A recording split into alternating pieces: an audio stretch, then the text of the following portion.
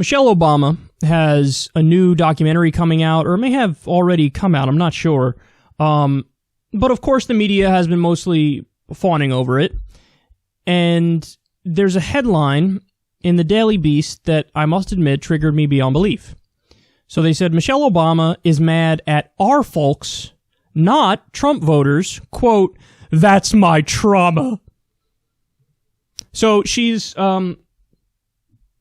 the fact that Hillary Clinton lost the last election, Donald Trump won the election, her response to that is, I'm so disappointed in the Democratic voters who gave my husband 2 terms because they didn't show up when we needed them, and so I feel traumatized by that.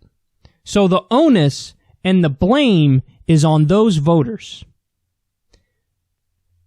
This is like a perfect encapsulation of that out-of-touch elitist mindset that we allude to all the time on this show, which is that Michelle Obama did not say, okay, hold on, we lost, Democrats lost, Hillary lost, damn, I wonder what Hillary and us Democrats could have done differently in order to win. I wonder what we need to do for the next time around. I wonder who we need to reach out to who we didn't reach out to in the last election. I wonder what arguments we have to make. I wonder what policies we have to push. That's not what she's saying. What she's saying is, I'm blaming the Democratic voters, and I'm traumatized because you guys didn't come out for us when we needed you. What about when those voters needed you? What about that? What about when those voters needed the Democrats? What about when those voters are still living off $7.25 an hour, and there was not a single minimum wage increase for the broader population under an Obama presidency? What about that? What about the fact that millions of people were still uninsured and didn't have health care, even though Obamacare increased the number of people with insurance? It wasn't universal health care. What about that? Why didn't he push for at least a public option? He backed off of it. He had the numbers, but he backed off of it. Why? So where were you for them? When Obama was going around in his second term pushing TPP relentlessly, when trade deals had already obliterated the Rust Belt in the Midwest, where were you for them? Where were you for them? And that's why you had plenty of Obama to Trump voters. There were plenty of people who voted for Obama twice and then flipped to Trump. But see, she blames them. No, I'm sorry. She doesn't blame them because they voted for Trump. She's not blaming the Trump supporters. She's blaming the Democrats who didn't show up. She's blaming the Democrats who didn't show up. So I guess she's blaming me because I was a Democrat who didn't show up. You know, in 2016, in the general election, I voted for Jill Stein. And I would do it again.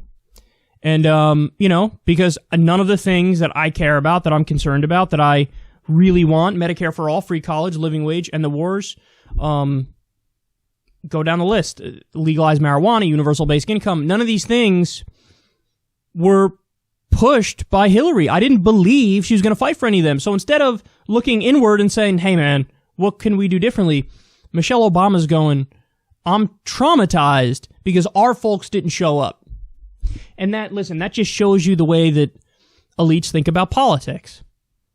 It's not on them to improve lives to earn the votes. It's on the voters to shut up, show up, and then let us govern. It's almost like a divine right of kings type argument. And I guarantee you, if Biden loses, they're going to do the same thing. They're going to do the same thing. They're going to point fingers everywhere else, but at the fact that you guys just picked a, sexual assaulting, cognitive declining war criminal. So, there's no inward looking, honestly, and it's crazy to say this, but it's true. After the 2012 loss, the Republicans looked inward more than the Democrats did after the 2016 loss. They literally did a report, an autopsy, the Republicans did. And it was like, they tried to give solutions. Now, granted, Trump came around and totally blew up the entire mold in the first place, and was not a candidate that they expected to win, but he did. But the Democrats, it was just blame other people all along. James Comey, the FBI, Russia, Jill Stein, Gary Johnson, racism, sexism. It's just, they have a list that they go through. But anyway, there's the mindset right here. You see it right here. They still haven't learned anything. And it's a damn shame. And it's funny because she has, this is a point that Chris Cillizza of CNN loves making. Oh, Michelle Obama has such high, numbers that she should be picked for VP, and that would be a shoo-in election, and they'd definitely beat Trump. And it's like, well, no, because you're not factoring in what will happen if and when this person is in the spotlight more. And now Michelle Obama is in the spotlight more with the Netflix documentary, and I don't know if she's going to stay in the spotlight, but let's assume she does for a second. The numbers would definitely go down. Her approval numbers would definitely go down.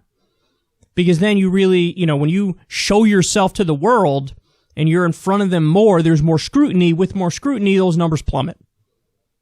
It's usually the case that the idea of somebody is more interesting than the reality of somebody when it comes to politics. So, I just find that hilarious that this is how simplistic their thinking is and how terribly off base it is. They just think like, well, Michelle Obama's got a high approval rating. Obviously, she'd win. It's not that simple. It's what would happen in the heat of a campaign, and what does she actually stand for? And, with more scrutiny and more time in the spotlight, are those numbers going to stay high? Of course not. And there's just one example here. The second she comes to the spotlight, immediately sort of showing herself as an out-of-touch elitist. Just like the snuggling up to George Bush. Tee-hee-hee, he's a war criminal, but he's my war criminal. Just go away, please.